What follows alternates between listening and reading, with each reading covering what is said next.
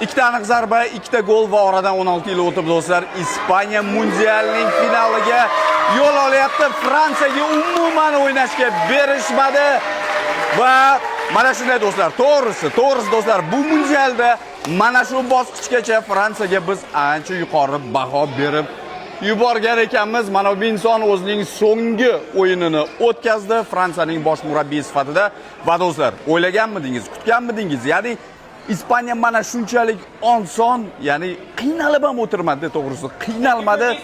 Ikkita aniq zarba, ikkita gol va do'stlar, thank you.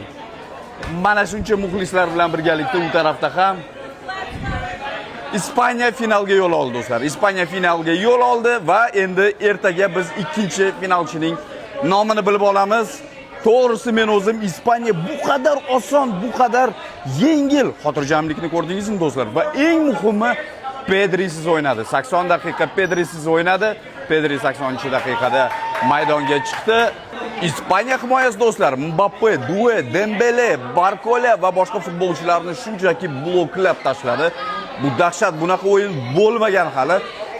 Ya'ni Fransiya hujumchilarida har bir o'yinda bitta gol, har bir o'yinda bitta assist ko'rardik va Ispaniya do'stlar o'ta haqli, o'ta dahshatli o'yin bilan finalga yo'l olyapti.